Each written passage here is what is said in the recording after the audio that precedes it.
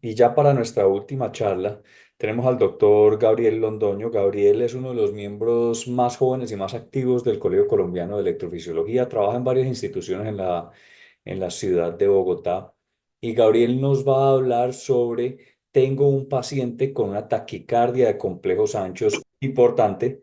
Y ese tema nos va a ayudar no solamente a tratar de hacer el diagnóstico, sino cómo abordar estos pacientes que tanto interés nos genera. Gabriel, bienvenido y muchísimas gracias. Profe, muchas gracias. Muchas gracias al colegio por la participación, a todos los asistentes. Y bueno, pues me toca un tema después de todos los capos, pero pues tratemos de hacer un abordaje práctico y fácil para todos. Y es que hacer si tenemos un paciente con taquicardia de complejos anchos.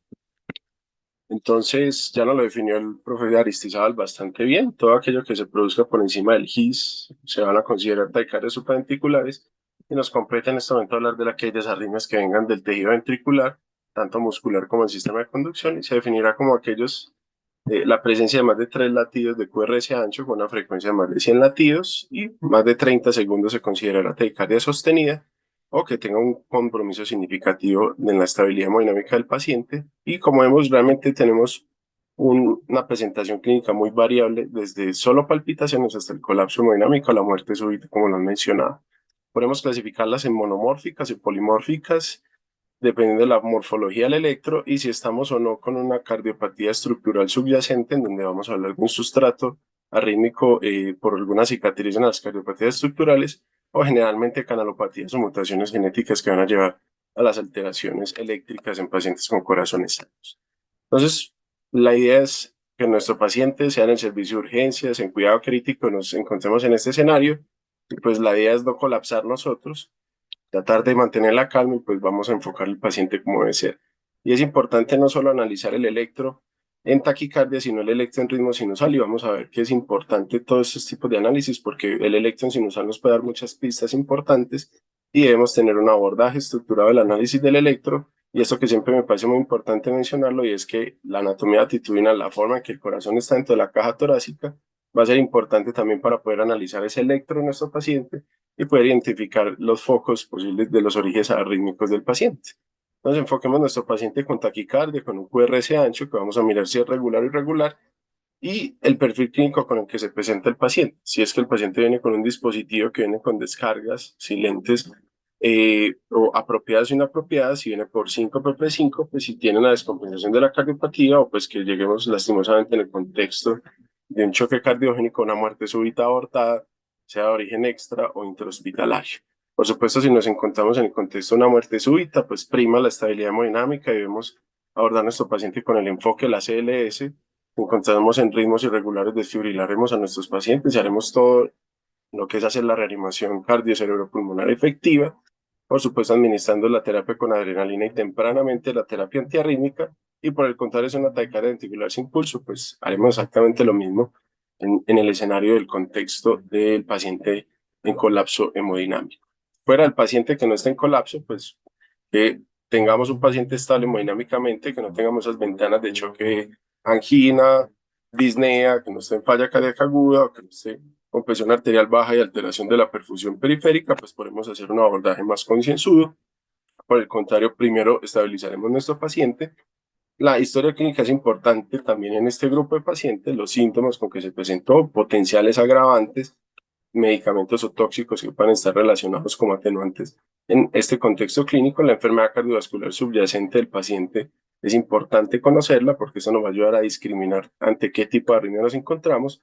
Los medicamentos y los tóxicos es importante, consumo de alcohol, psicoactivos o fármacos con los que tenga el paciente, algunos con potencial arrítmicos que puedan prolongar el QRS o el QT. Quizás en nuestro contexto, pues la propafenona es uno de los importantes, pero la amalgama de medicamentos que tenemos que prolongan el QT es importante interrogarlos y tenerlos presentes, y algunos que tengan relación con desequilibrio hidroelectrolítico, sobre todo los diuréticos en pacientes con falla cardíaca, que pueden desencadenar estas alteraciones. El examen físico, pues obviamente enfocado a la potencial cardiopatía subyacente que tenga el paciente y pues evaluar la ventana de choque. Y aquí recalco lo que han hablado todos los expositores.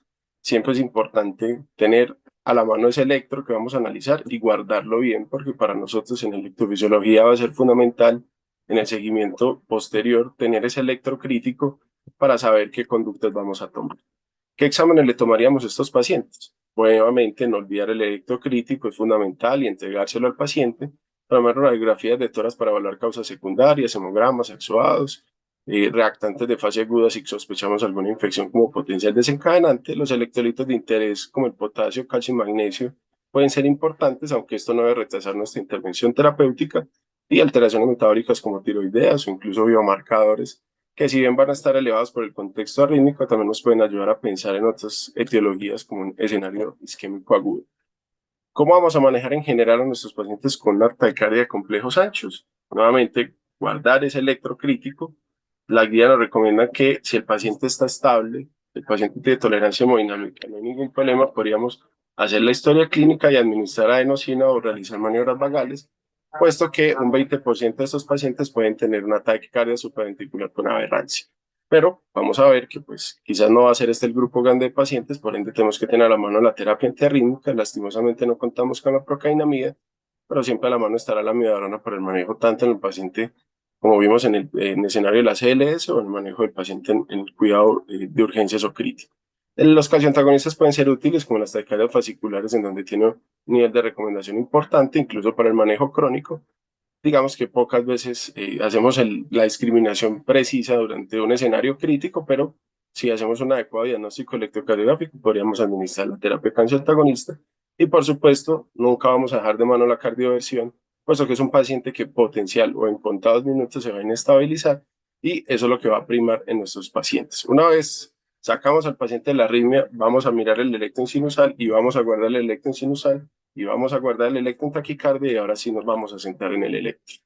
La cardioversión rápidamente podemos resumirlo en que si la taquicardia es regular de complejos anchos, podríamos administrar 100 joules de dosis de cardioversión eléctrica, pero si el paciente obviamente está irregular y pues está en colapso hemodinámica, preferiblemente difibrilamos, aunque vamos a ver que es posible que algunos de estos pacientes lleguen en un contexto relativamente estable. Las maniobras vagales ya las mencionaron en algunas oportunidades, y pues como les comentó el doctor Díaz, pues obviamente hay que tener presente la auscultación del cuello en las poblaciones con riesgos de ateroma carotidos, pero en general es un procedimiento que es de bajo riesgo y que no conlleva riesgos significativos.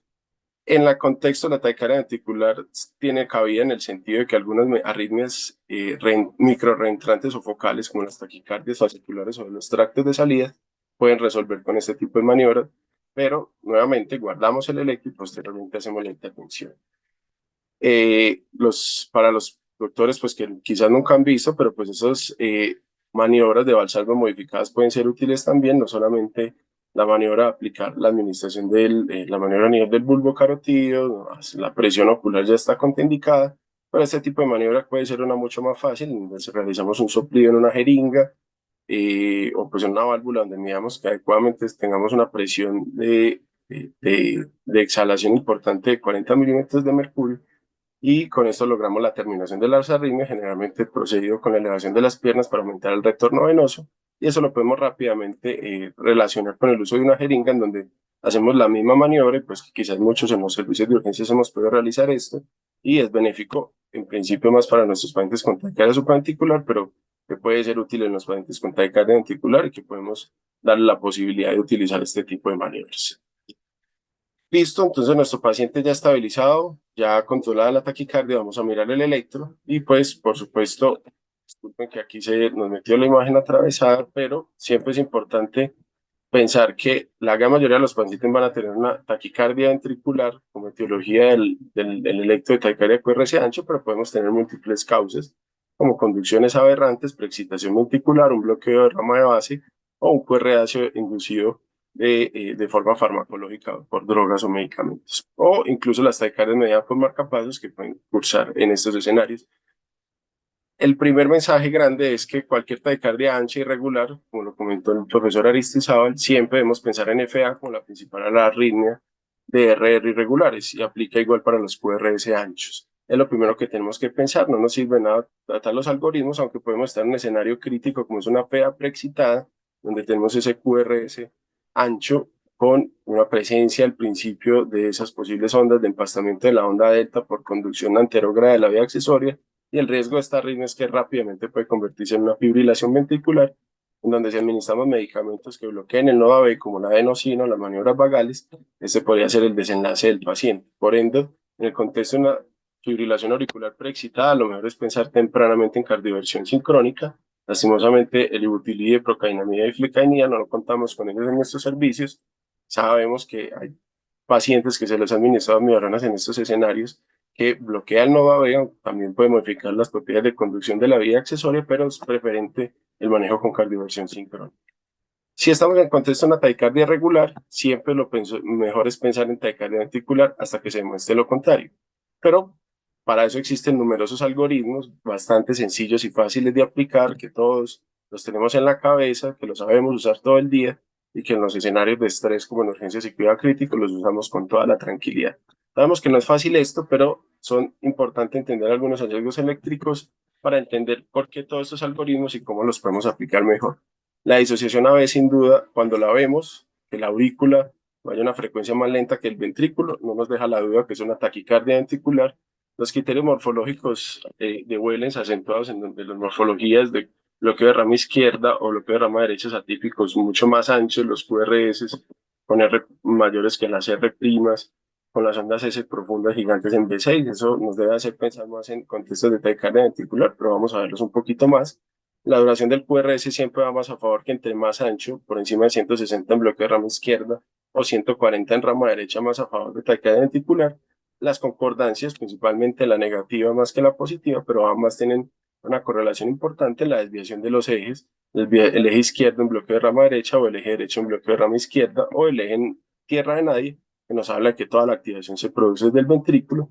Las velocidades de activación ventricular o la deflexión intrinsecoide que conocemos, RS mayor de 100 o el tiempo de activación pico mayor de 50, que es el criterio de nuestro profesor Pava, o el criterio de Berekei, en donde la deflexión inicial versus la terminal nos puede ayudar.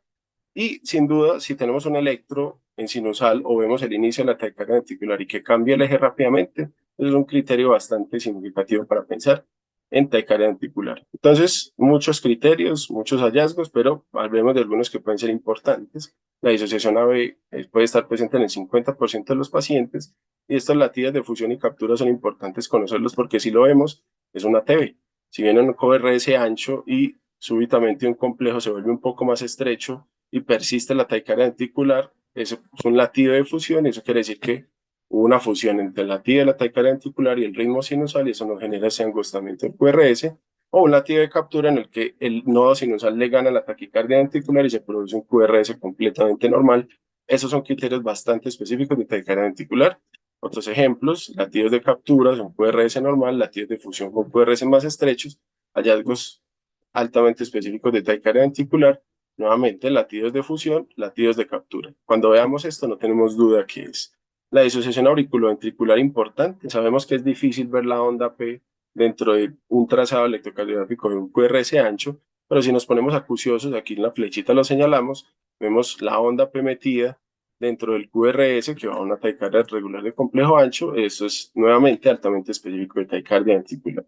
Si vemos esa onda P que no lo vemos en otros complejos QRS, eso nos habla de que la onda P metida en alguno de los trazos del QRS y eso habla de disociación auriculoventricular, altamente específico. Listo, nuevamente otro escenario, disociación auriculoventricular, nuevamente altamente específico de taquicardia ventricular. ¿Cómo más podemos ver la disociación auricular? Y pues, doctores, ahora que estamos en la era del POCUS, también es importante considerar estos hallazgos. Y los pacientes, si podemos tener opción de un POCUS en el momento de la taquicardia, veremos el ventrículo más rápido que la aurícula.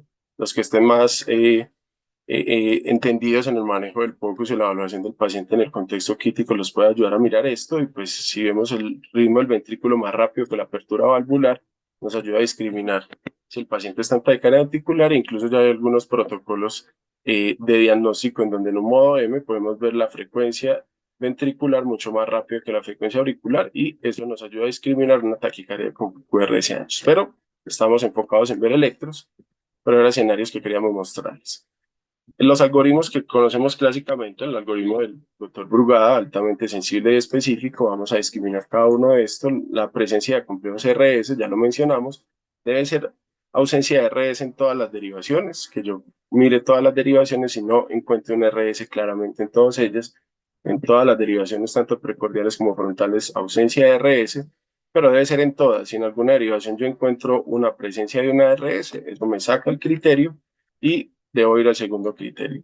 En ausencia de esto, la otra opción es tener una deflexión intrinsecoide grande, un RS mayor de 100 milisegundos, y lo va a medir del nadir de la S al cenit de la S profunda, y esta por valor nos debe medir mayor a 100 milisegundos. Eso lo que nos habla es que el sistema, la forma que se está activando el ventrículo es a través del tejido muscular y no a través del sistema de conducción eléctrica, que es lo que nos da más especificidad para decir que es una taquicardia ventricular. Aparte, en este ejemplo, tenemos disociación auriculoventricular, lo que nos refuerza el diagnóstico de taquicardia ventricular. Nuevamente, otro ejemplo del inicio de la R al cenit de la S, mayor de 100 milisegundos, 2,5 cuadritos, específico de taquicardia ventricular. Ya hablamos de disociación AB, que es el tercer criterio del algoritmo de Brugada, y los criterios morfológicos, que es tener morfologías atípicas o anormales en contexto de bloqueo de rama derecha o izquierda, tanto en el B1 como en el B6. Cuando tenemos esas R's iniciales pronunciadas o R monofásicas o R mayores que esas en los pacientes con bloqueo de rama derecha. Por supuesto, eso asociado a un QRS mayor de 140 milisegundos. O en contexto de bloqueo de rama izquierda, esas R chiquitas con heces profundas, con los notch o las escotaduras en la porción descendente de la rama. Todo esto nos puede ayudar, o incluso unas R's grandes desde el B1, o lo contrario, en el contexto de bloqueo de rama derecha, heces profundas monofásicas o que nos harían concordancia negativa o positiva, o esas heces profundas, así como en bloqueo de rama izquierda, también R's monofásicas o presencias de Q pequeñas iniciales con R grandes. En el B6 todo esto nos ayuda a pensar en morfologías que son altamente específicas de taquicardia ventricular. Entonces, cuando estamos en estos contextos, es importante también mirar la morfología del tipo de la taquicardia, mirar la duración, y que sean morfologías atípicas de bloqueo de rama derecha o morfologías atípicas de bloqueo de rama izquierda, que todos estos patrones nos pueden ayudar a pensar con mayor especificidad la posibilidad de que estamos ante una taquicardia ventricular. Aquí un ejemplo rápido de los diagnósticos que hemos utilizado: RS mayor de 100, R sobre S en B1 menor de 1 y R monofásica en B1, un patrón atípico de bloqueo de rama derecha, así como S es profundo en B6, diagnóstico de taquicardia ventricular. Las morfologías de bloqueo de rama, como los dijimos, entre más anchos, más diagnósticos, tanto de bloqueo de rama derecha como de rama izquierda, siempre tenerlos presentes. El patrón concordante de 1 a B6, como lo mencionamos al principio, este paciente tiene una TV con concordancia positiva en las precordiales, pero a la vez nos ayudó con un latido de fusión que nos ayuda a discriminar taquicardia ventricular. Nuevamente, concordancia positiva, de B1 a B6 completamente positivo, y quizás a veces se puede volver un poco difícil porque algunas taquicardias antihidrómicas pueden tener también patrón de concordancia positiva, que este tiene algo más profundo en B6, pero el eje nos puede ayudar a discriminar. Como lo dijimos ahorita, en concordancias con eje derecho puede ser supraventricular, pero en morfología de rama derecha con eje izquierdo debemos pensar en taquicardia ventricular. Esos ejes inversos del bloqueo siempre nos van a ayudar a discriminar. Y la concordancia negativa quizás es un poco más fácil de discriminar. Si vemos todas las precordiales negativas, lo que está pasando en nuestras precordiales es que toda la activación se está alejando del pecho o de donde tenemos nuestros electrodos, y lo más probable es que esto viene de un tejido cercano a la caja torácica, o sea, nuestros ventrículos. Eso es altamente específico de taquicardia ventricular, por ende, ante una concordancia negativa, altamente probable taquicardia ventricular. Nuevamente, la deflexión intrinsecoide, el criterio de nuestro Torres-Pava, mayor de 50 milisegundos en el D2. Nuevamente, esto habla de que todo este pico de activación no es que está activándose el ventrículo más que el sistema de conducción. Entonces, si vemos este hallazgo, nuevamente taquicardia ventricular. Algunos otros criterios útiles: si lo que mencionamos ahorita es el QRS similar al previo, altamente sugestivo de taquicardia ventricular, pero si cambia al bloqueo de rama y cambia el eje, altamente sugestivo de taquicardia ventricular. El algoritmo de Berekei, cualquiera de ellos nos va a ayudar a discriminar taquicardia ventricular, y pues se centra netamente en la derivada BR, pues sabemos que es la derivada que está en contra o en espejo de toda la visión de nuestros ventrículos. Si vemos una R inicial profunda en ABR, es una TB, o una Q, una R inicial mayor a 40 milisegundos, como nos muestra el ejemplo, es una TB. Si el notch o la escotadura es en la rama descendente, en la rama inicial, nuevamente se activa primero el ventrículo, es una TB. O el criterio de que la activación inicial es mayor que la activación final, perdón, inicial es menor que la activación final, eso nos habla nuevamente de una taquicardia ventricular. algoritmos que utilizamos con una sola derivada que nos ayuda a discriminar cualquiera de estos que, si es positivo, es una taquicardia ventricular. Y por supuesto, esto lo debemos sumar a otros criterios. Nuevamente, una morfología típica de bloqueo de rama derecha, heces profundas en derivadas inferiores, latido de fusión, ABR positivo, todos criterios concordantes para TB. Pero si después de todo esto anterior tiene dudas, el electro le pareció difícil, todo está muy enredado, yo no me quiero aprender todo eso, como lo mencionaron, me aburre la cardiología y la electrocardiografía, entonces considere que es una TB, es lo más fácil, el 80% de los pacientes con taquicardia complejo QRS ancho, lo más probable es que sea una TB. Y la escuela de Basel, el hospital de Basel en Suiza, hizo un algoritmo bastante sencillo que nos ayuda a discriminar más fácil con solo 3 criterios y pensar que si tenemos enfermedad estructural cardíaca, definida por un antecedente de infarto de miocardio, una fracción de eyección reducida o la presencia de un cardiofibrilador o un cardio resincronizado. Esto con algunos otros 2 criterios. La derivación, el criterio de nuestro profe Pava, pero por encima de 40 milisegundos. O el criterio de Berekei por encima de 40 milisegundos. Con tener 2 criterios, esto ya nos dice, es una taquicardia ventricular. Entonces, por supuesto, hay muchos algoritmos, por supuesto, hay muchos criterios. Es importante tratar de analizar uno por uno, pero podemos utilizar algoritmos tan sencillos porque finalmente lo que queremos es abordar y enfocar a nuestros pacientes rápidamente y ofrecerles el mejor tratamiento posible a ellos. Y ojo con los artefactos. Lastimosamente no me corre el video aquí, pero es un paciente en el que con un temblor, un tremor por un Parkinson, genera unos artefactos a nivel del brazo, del trazado electrocardiográfico que simulan una taquicardia de complejo anchos, pero apenas le agarramos el brazo, se quita la taquicardia ventricular. Manejo 100% efectivo de la taquicardia ventricular, entonces ojo con los artefactos. ¿Qué vamos a hacer con nuestros pacientes? Ya para ir terminando. Entonces, el paciente que tiene taquicardia ventricular, pues ya sabemos que lo sacamos de la estabilidad hemodinámica, vamos a colocar parches de desfibrilación, vamos a buscar desencadenante, tomar laboratorios, tomar el electro, el rayos X de tórax, el ecocardiograma y reprogramar el dispositivo si es que está presente, que es altamente probable que nuestro paciente lo tenga si ya se conoce una cardiopatía estructural. Si bien está la fisiopatología de la tormenta rítmica, lo podemos aplicar fácilmente en cualquiera de los escenarios de taquicardia ventricular y es que necesitamos un sustrato, llámese una cicatriz miocárdica o una disfunción en los canales eléctricos cardíacos con un potencial desencadenante que va a llevar a que se genere una alteración eléctrica y que arranquen estos mecanismos o reentrantes o de disparo focales o triggers que van a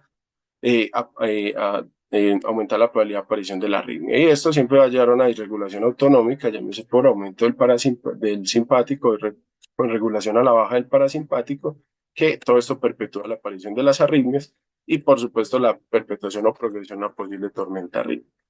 El electro sinusal es importante evaluarlo y considerar el grupo etario al que nos vamos a enfrentar. Ya hay arritmias que pueden ser un poco, las arritmias por canalopatía serán más frecuentes a edades tempranas, pero esto no desmerita que algunas arritmias derivadas de enfermedades genéticas como la cardiopatía hipertrófica pueden aparecer en edades medianas o más tardías.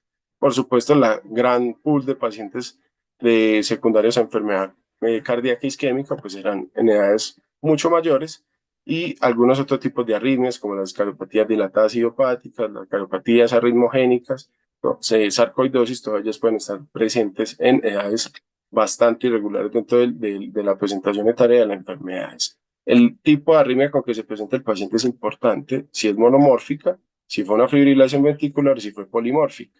Si es fibrilación ventricular, pensaremos siempre en isquemia o algún medicamento o trastornos farmacológicos hidroelectrolíticos que nos prolongaron el QT. Siempre si es debut de fibrilación ventricular que nos llevó con la muerte súbita, pensar en canalopatía, pero incluso pueden ser estas historias ventriculares idiopáticas del Purkinje, que hay que tener presentes esos diagnósticos que nos mencionó la doctora Ariana para considerar estas historias de riesgo.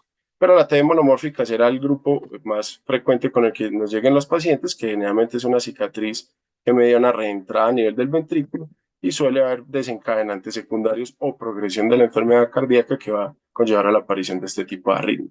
El electro sinusal es importante porque tenemos que descartar esos trastornos o canalopatías o alteraciones estructurales del corazón que nos ayuden a pensar en el tipo de cardiopatía estructural.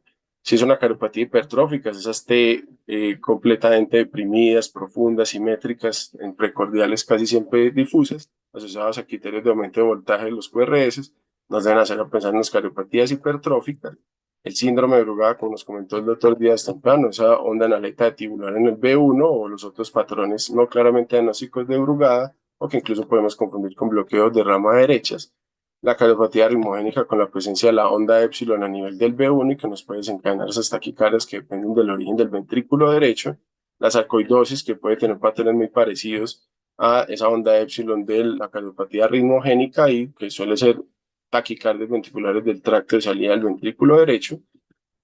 El síndrome de QT largo, como lo dijimos, lo mencionaban ahorita, medir juiciosamente ese QT en ritmo sinusal, incluso hacer el test de Biskin, que es hacer la medición tanto en decúbito como en BIP de estación, y si vemos una prolongación significativa con el aumento de la frecuencia, eso habla de una probabilidad de tener un QT oculto prolongado y el potencial riesgo de estos pacientes con esta sistolia de la aparición de taquicardias polimórficas o el síndrome de QT corto en el que vemos esos QT cortos y ondas T acuminadas y picudas. Asimismo, el electro nos puede ayudar a discriminar posibles trastornos hidroelectrolíticos que nos deben hacer pensar potenciales desencadenantes de la taquicardia ventricular.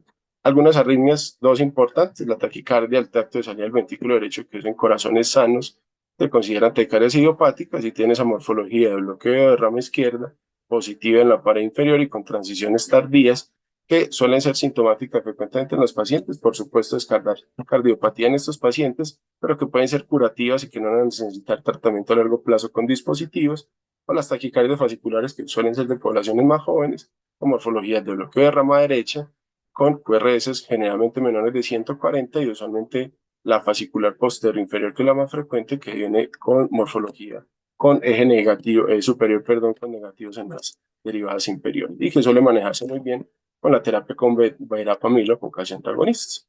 Por supuesto, identifiquemos si nuestro paciente tiene un CDI, un dispositivo, evaluémoslo bien, no pasemos por la vergüenza de decir que el paciente tiene un marcapasos y lo descargó el marcapasos. Tenemos que también discriminar dentro de las radiografías y saber y entender que el paciente tiene un CDI y dentro del manejo en general ya los mencionamos en todos, generalmente amibarona, beta bloqueadores orales. En algunos pacientes, sobre todo en el abordaje, cuando las taquicardias ventriculares se vuelven frecuentes, el soporte hemodinámico, la sedación. Y siempre hay que pensar que nuestro paciente, si lo recuperamos de la taquicardia ventricular, hay probabilidad de que recurra a este paciente hasta la mitad de ellos en el primer año, sobre todo en aquellos pacientes con fe y más deprimidas, más añosos o que no estén en manejo médico. Por ende, hay que optimizar la terapia de falla cardíaca con nuestros cuatro fantásticos. Entonces, el manejo de la terapia farmacológica de esos pacientes. Y dependiendo del tipo de estructuralidad cardíaca, manejaremos la arritmia. Generalmente, el beta bloqueador será nuestra terapia de elección, amidarona en aquellos con cardiopatía estructural y cada vez nos abordamos más a llevar más tempranamente los pacientes con terapia de ablación y más aún si son corazones sanos, taquicardias que llamamos idiopáticas, como ven la recomendación de las guías, cada vez son más a favor de diferentes tipos de taquicardias de corazón estructuralmente sanos, llevarlos a terapia de ablación más que terapias farmacológicas, por todos los eventos adversos que conocemos a largo plazo en estos pacientes. Para concluir, y me excusan los minutos que me prolongué, vamos a primar la estabilidad hemodinámica con el abordaje de la CLS. Vamos a hacer una adecuada anamnesis, una historia clínica fundamental, los desencadenantes para corregirlos, tomar y guardar ese electrocrítico y tomar y guardar ese electrosinusal del paciente para poder hacer el diagnóstico después y cuando lo revisamos a la electrofisiología, que es importante que este paciente pueda contar con esos trazados. Como vimos, las maniobras vagales pueden ser importantes, la adenosina puede ayudar, calcioantagonistas y beta bloqueadores en general son el manejo en primacía de muchos de estos pacientes y siempre a la mano tener la cardioversión y por supuesto siempre consultar si hay dudas y en el contexto de una taquicardia ventricular, en el primer contexto, pues siempre hay que considerar una valoración especializada, pero por supuesto si es recurrente, sintomáticas o con estructuralidad, con mayor razón necesitaremos una remisión. Eso es lo que le quería comentar a todos. Muchas gracias por su atención. Muchas gracias, Gabriel, por esta excelente presentación y muchas gracias a todos los asistentes por acompañarnos al final. Creo que ha sido una sesión bastante útil para todos.